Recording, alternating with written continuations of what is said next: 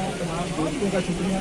और सब आपका खसूसी तौर पे कल से ये बातचीत चल रही थी, और खसूसी शुक्रिया इसलिए कि हम जब भी मुश्किल में आते हैं हमें एक चीज़ का सुकून होता है कि हमारी बरादरी और हमारी यूनियन हमारे साथ खड़ी है, और ये हमेशा हुआ है।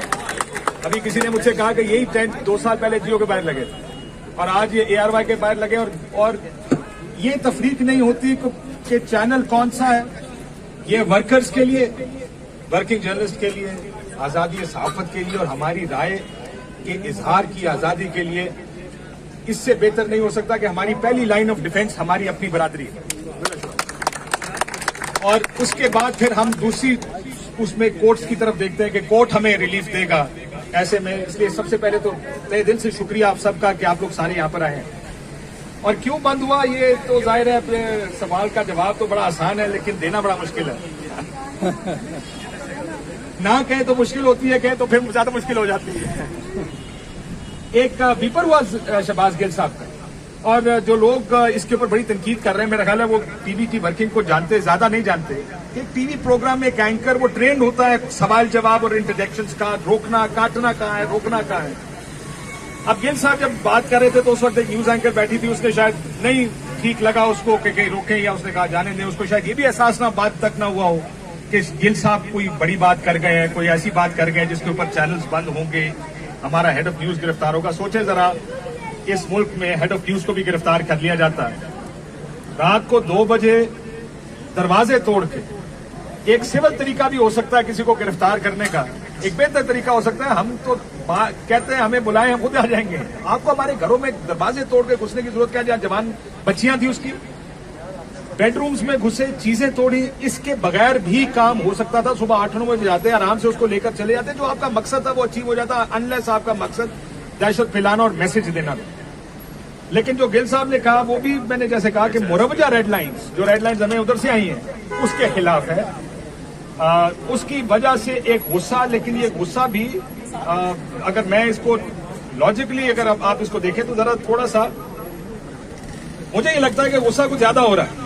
इसका मतलब ये हमने बहाना दिया या बहाने का इंतजार हो रहा था कि किस तरह ये कार्रवाई करनी है, लेकिन अनफॉर्चुनेटली अब तो हो गया। अब हमें मैसेज, हम तो कोशिश तो कर रहे थे कि किसी तरह हमारे यूनियन है कि गुफ्तगू करें, हम किसी से बात करें, कोई ज़ाहिर है सिंध हाई कोर्ट का ऑर्डर है, इदारा चैनल खोला जाए। अब यहाँ पर एक ही ताकत है जो किसी हाई कोर्ट के ऑर्डर के बावजूद अगर ना खोलने दे किसी को अपना टीवी चैनल, केबल ऑपरेटर्स को, तो इसका मतलब बात ज्यादा सीरियस है, बात ज्यादा सीरियस होती जा रही है। हम भी कोशिश कर रहे हैं अपनी यूनियन के जरिए। मेरा तो ख्याल है कि हमारा first line of defence union होती है, और इसकी वजह यह है कि हम तो ज़ाहिर कॉम्प्रोमाइज तो नहीं कर सकते जाके जी हम ये नहीं कहेंगे, ये नहीं करेंगे। तो यूनियन एक प्रिंसिपल लेवल के ऊपर जाके, एक असूली लेवल के ऊपर जाके बातचीत करती है कि सर असूल के ऊपर हम बात कर लेते हैं, और असूल के ऊपर कोई कॉम्प्रोमाइज अगर हो जाए तो अब देखते हैं कि मामला जाके सेटल कहाँ होता है। फिलहाल तो हालात खराब है, सेटल होता नजर नहीं आ रहा कि ये सेटल होगा। लेकिन देखेंगे, थोड़ा सा हुकूमत को भी सोचना चाहिए कि वो हुकूमत जो पिछले 2.5 साल 3 साल ये नारे लगाती रही है कि हम आएंगे तो इस मुल्क में आजादी सहाफत होगी, हम आएंगे तो जर्नलिस्ट आजाद होगा, इस मुल्क में फैशिज्म है। मेरे सामने वो 5 तस्वीरें हमारे दोस्तों की लगी हैं जिनके नाम FIR में, जिनमें से एक को उठाया जा चुका, 2 मुल्क छोड़ के चले गए, और बाकी 10-10 FIR उनके खिलाफ रजिस्टर्ड हैं।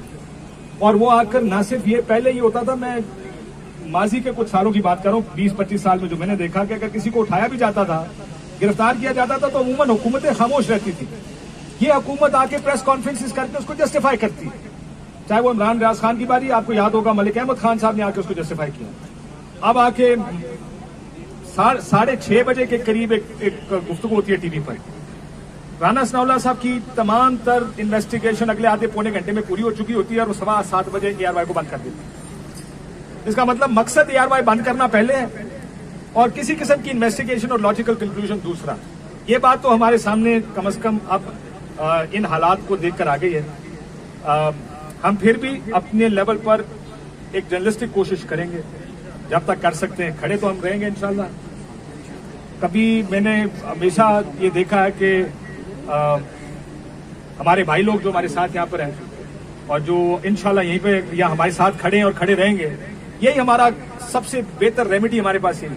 हम इसके अलावा कुछ नहीं कर सकते, और हम देखते भी अपनी यूनियंस की तरफ है, अपने जर्नलिस्ट भाइयों की तरफ देखते हैं कि जब भी मुश्किल हो, किसी को भी मुश्किल हो, तो हमारी ये ख्वाहिश होती है और हमें एक शायद कनेक्शंस होती हैं कि ये हैं वो लोग जो हमारे साथ खड़े होंगे, किसी और की जरूरत बाद में आती है।